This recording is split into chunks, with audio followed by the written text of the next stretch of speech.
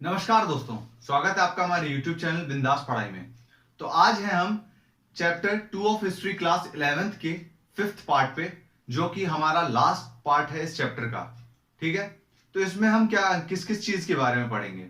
इसमें हम सबसे पहले पढ़ेंगे सिटीज इन मेसोपोटामियन कल्चर, उसके बाद लेगेसी ऑफ राइटिंग के बारे में। तो सबसे पहले टॉपिक के बारे में पढ़ते हैं कि सिटी जो लाइफ थी ना, उसको मेसोपोटामिया के लोग जो थे बहुत ज्यादा इंपॉर्टेंस देते थे। क्यों देते थे? इसीलिए देते थे क्योंकि वहां पे डिफरेंट कम्युनिटीज के लोग जो थे, डिफरेंट कम्युनिटीज के डिफरेंट वर्ग के लोग जो थे, वो सब एक साथ रहते थे। कैसे? अब एग्जांपल के लिए आप ले लीजिए दिल्ली। दिल्ली एक सिटी है, तो दिल्ली में डिफरेंट जो स्टेट है वहां के लोग एक साथ रहते हैं। दिल्ली में बिहार के लोग भी हैं, दिल्ली में यूपी के भी हैं, तमिलनाडु के भी हैं, उसके बाद केरल के भी हैं, महाराष्ट्र के भी हैं। तो डिफरेंट कम्युनिटीज के लोग एक साथ रह रहे हैं ना दिल्ली में, इसीलिए दिल्ली की सिटी लाइफ जो है इतनी ज्यादा इंपॉर्टेंस रखती है। दिल्ली एक इंपॉर्टेंट सिटी है।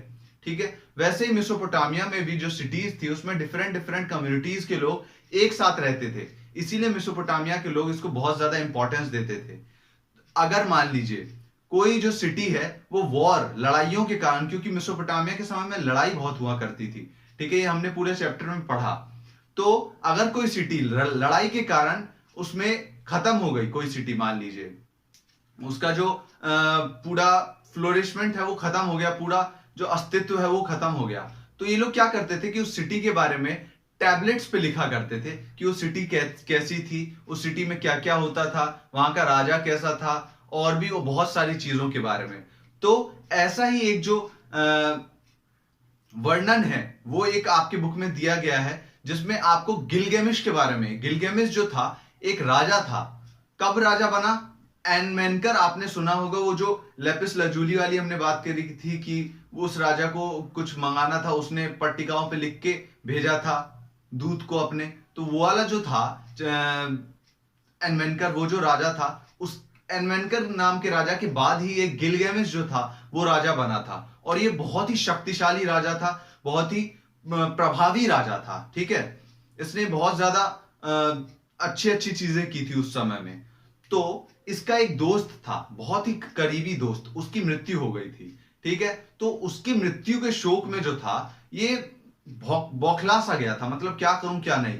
तो ये किसकी खोज पे निकल पड़ा? ये अमरत्व की खोज पे निकल पड़ा कि कोई मरे ही ना, ऐसा हो।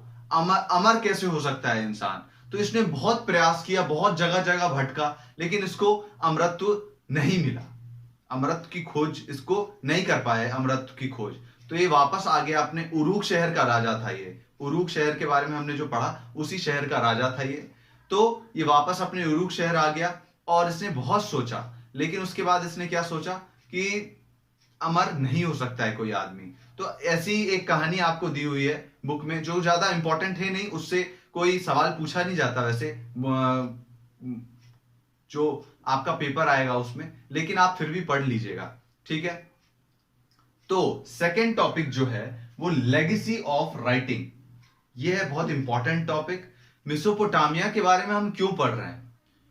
क्योंकि राइटिंग की जो शुरुआत थी वो मेसोपोटामिया में हुई। क्या केवल इसलिए पढ़ रहे हैं?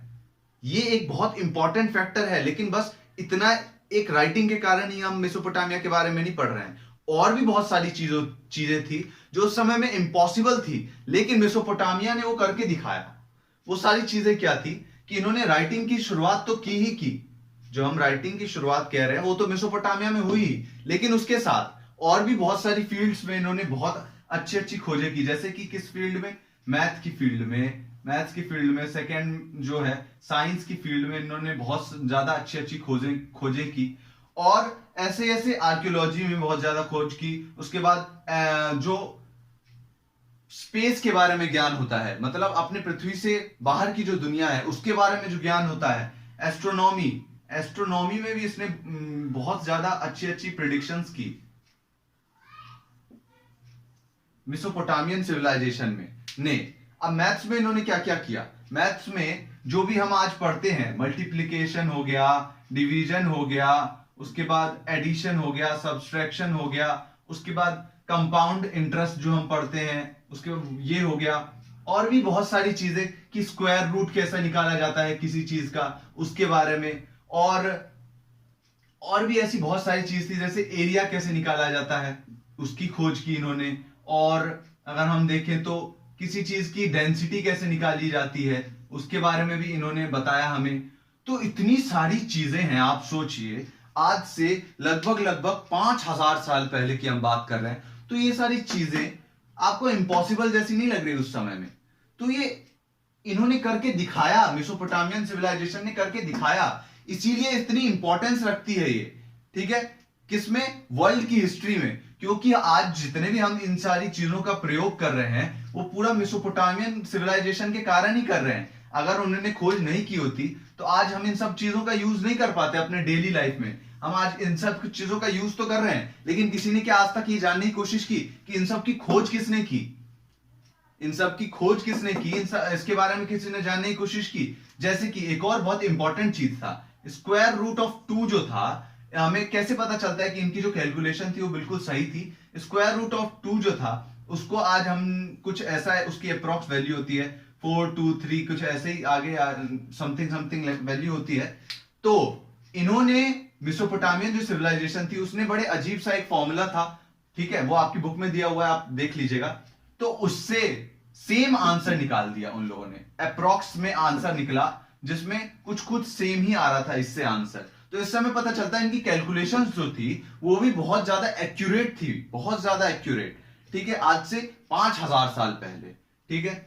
तो आज इन सारी चीजों का जो हम प्रयोग कर रहे हैं वो मेसोपोटामियन सिविलाइजेशन के कारण। तो साइंस में इन्होंने क्या किया? साइंस में इन्होंने बहुत ही इंपॉर्टेंट खोज की। कैसे? जैसे कि आज हम पढ़ रहे हैं कि आज हम यूज कर रहे हैं, पढ़ क्या रहे हैं, आज हम यूज कर रहे हैं कि 1 घंटे में कितने मिनट होते हैं?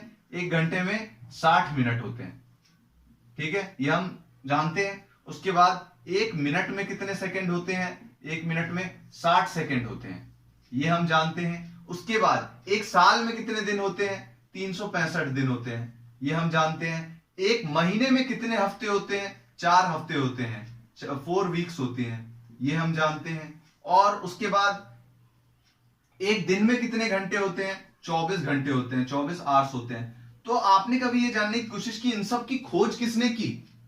इन सारी चीजों की खोज मेसोपोटामिया में हुई।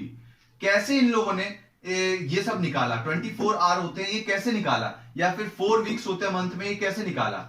इन्होंने क्या किया कि मून जो है, मून और सन का जो रिवॉल्यूशन है और भी अर्थ का जो रिवॉल्यूशन है, प्लैनेट्स के रिवॉल्यूशन के हिसाब से इन लोगों ने साइंस लगा के, साइंस का यूज करके और प्लैनेट्स के रिवॉल्यूशन का यूज करके इन्होंने क्या किया कि ये पता किया कि 1 घंटे, 1 दिन में 24 आवर होते हैं, 1 महीने में 4 वीक्स होते हैं, 1 साल में 365 दिन होते हैं। तो इन लोगों ने प्लैनेट्स के रिवॉल्यूशन के हिसाब से या फिर जो मून है, सन है, अर्थ है, इन सब की रिवॉल्यूशन को फाइंड करके कि कितना टाइम में कौन किसके कितने चक्कर लगाता है, अर्थ कितने समय में सन के कितने चक्कर लगाता है, उसके हिसाब से इन लोगों ने इन सारी चीजों की वैल्यू जो थी वो फिक्स की आज से 5000 साल पहले।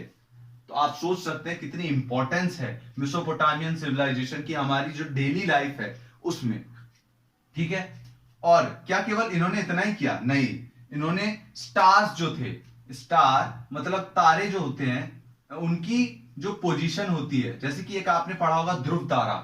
ध्रुव तारा की पोजीशन हमेशा जो होती है वो एक ही होती है, एक ही जगह पे वो तारा जो है वो हमेशा चमकता रहता है। तो उसकी पोजीशन किसने निकाली थी? इसी ने निकाली, मेसोपोटामियन सिविलाइजेशन ने ही उसकी, उस स्टार की जो पोजीशन है वो निकाली थी।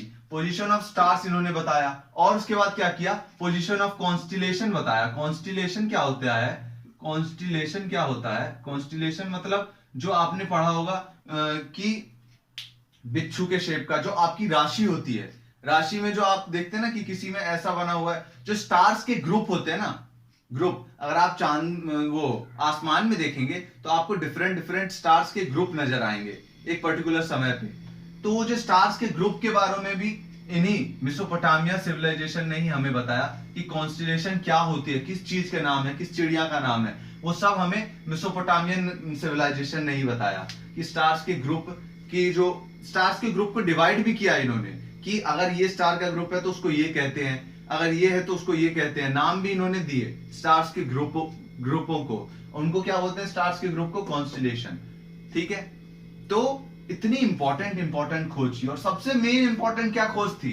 इन लोगों की सबसे मेन इंपॉर्टेंट खोज थी राइटिंग की खोज करना, लिखते कैसे हैं उसकी खोज करना, सबसे इंपॉर्टेंट। क्योंकि बिना लिखे हम ना साइंस कर पाएंगे, साइंस के बारे में कुछ जान पाएंगे, ना मैथ के बारे में जान पाएंगे। और आज हमें पता ही नहीं चलता अगर इन लोगों ने राइटिंग की खोज नहीं की होती और सारी चीजों को इन्होंने अपने टैबलेट्स के ऊपर लिखा नहीं होता, तो आज हमें इसके बारे में किसी चीज के बारे में पता ही नहीं चलता कि ये मल्टीप्लिकेशन क्या होता है, डिवीजन क्या होता है, ये क्या होता है। उनके साथ ही वो सारी चीजें खत्म हो जाती। लेकिन इन्होंने क्या किया, राइटिंग की शुरुआत की, जो एक बहुत इंपॉर्टेंट रोल प्ले किया हमारे पूरी सोसाइटी को चेंज करने में। आज जो हम लाइफ जी रहे हैं उसमें मेसोपोटामियन सिविलाइजेशन का बहुत इंपॉर्टेंट रोल है।